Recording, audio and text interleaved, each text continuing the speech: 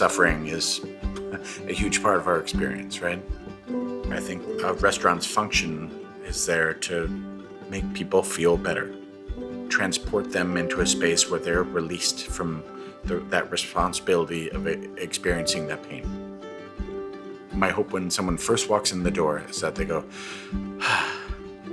and that from beginning to end, feel that the restaurant, that all the people that are working there and all the people that they're communicating to around their service, it feels like the place is wrapping its arms around them. The restaurant should feel like that was more than I expected. Dinner needs to be more than just good food.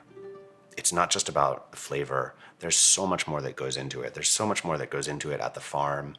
There's so much that goes into it at the restaurant. I have such high aspirations about like the articulations with the food and flavor and pacing. But that all is like a sidebar or like a subcategory of that feeling taken care of. I think once you are comforted, once you're able to let your guard down, then all the new experiences of some new food and things that you eat, the way people talk to you about what is happening while you're eating and drinking, then that stuff is really fun. Seasoning food is sort of like balancing the EQ. If your midtones are too high, you can't hear the high spectrum, the high range part. You might miss the viola part that's happening. You won't hear it. You won't be able to hear it, right? A lot of Mozart, like I love all the strings, that just like bringing that balance to take that story that he's telling, and this conversation living on the ground, and there's also like the voice of the angels happening at the same time.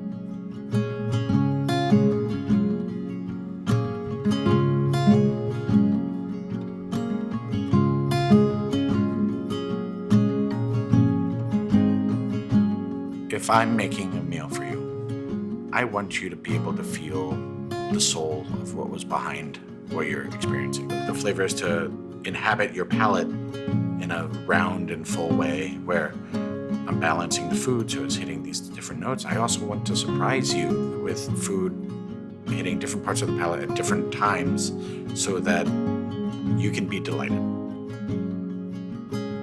There's a dish that will come back on the menu soon. It's a beet risotto with ginger, mascarpone, and pickled apple, and confit smoked short rib.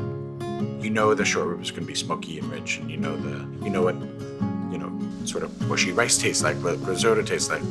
But the way we season the beet risotto so that it's like light and it lives high on your palate, so it takes you to this other place right away. And the ginger and the mascarpone is sort of surprising, and all these notes, like you have the short rib that lives lower and comforting, but you have all these other notes that are bringing the experience higher on your palate, and it takes you to this sort of dreamy place.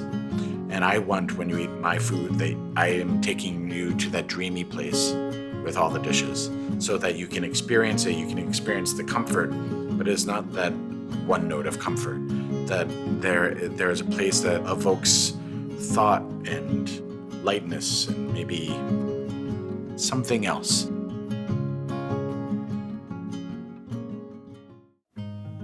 It's the best Italian restaurant in Austin, without a doubt. And it is Italian food done at the highest level with unique Texas ingredients.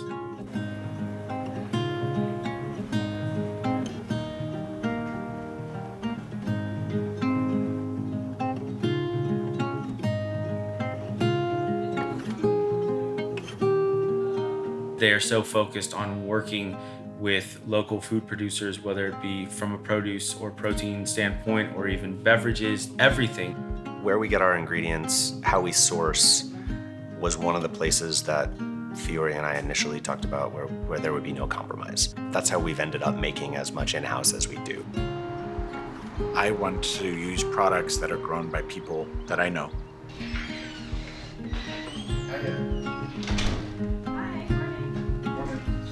I really respect how you grow that pepper. You do a great job. You have a family. My restaurant is buying these peppers. We are supporting you. There's no middleman. There's no agribusiness that is profiting and like spreading hate or anything that I don't agree with out into the world that I might not know about. You also have this really tight and positive ecological impact. Take care of the environment and take care of the people who work there. Those are the two things that we look for when we're buying from anybody. If I could source every little tiny thing, within a mile from my house or from the restaurant, I would in a heartbeat. I would pay more for it. As it is, we don't go that much further outside of that. Like 98% of everything that we use comes from Central Texas.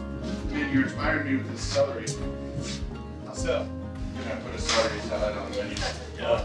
Using the whole thing, stalks and leaves. Okay, I'm gonna make an oil with the leaves. I talked to the farmers, I talked to the fishermen, I talked to the guy that raises the pigs that we use. It is complicated, but such a joy because we have the opportunity to really make community out of that, support people that we want to support in creating that business, and the ethics of it are more traceable. It's not part of your personal responsibility. Well, I mean, it'd be pretty cool if it was. It'd be a lot cooler if you did. Yeah. We are there for our vendors, the people who have grown the food. We're there to deliver their product in the most beautiful way possible to the customers so that they have the most beautiful experience possible. The world does not need more restaurants. I'll start there. What the world does need is wage equality. The wage gap has never been worse than it is right now. We were not going to pay the sub-minimum wage. In Texas, it's $2.13 an hour for anybody in the front of the house, as long as their tips are getting them up to the federal minimum wage, which is still only $7.25 an hour. The city of Austin living wage right now has gone up to $15 an hour. So it's our goal to guarantee everybody $15 an hour. I truly believe that you should not make some tremendous sacrifice to lifestyle to come work in a kitchen or in a restaurant altogether. It's a job. You can treat it and paid like it's a job. And that should sustain you, right? We're always going to include a service charge so that we could share that with the entire staff, cooks, dishwashers, servers, bartenders, hosts, server assistants. In kitchens and with cooks are being paid substandard wages, and the lifestyles they lead and the choices that they make are, and that's true for all of us, are informed by that, what we're getting paid and how we're getting paid. I don't want to tell anyone how to live their life, but I want to set good examples and allow them the possibility to live the lives that they want to live. Austin, Texas is fortunate to have this restaurant and to have those two guys operating a restaurant. It's satisfying to know that we're still here, that we're still doing things in this way, and our wives haven't left us, and our kids still know our names. Being humble, letting go of sort of prideful notions, and being vulnerable enough to trust the people around you. Those are some of the traits that I hold in highest regard as humans. I think that I really believe that we can achieve so much more as humans if we can really embody those traits. That is what, like, a successful life on Earth, I think, takes.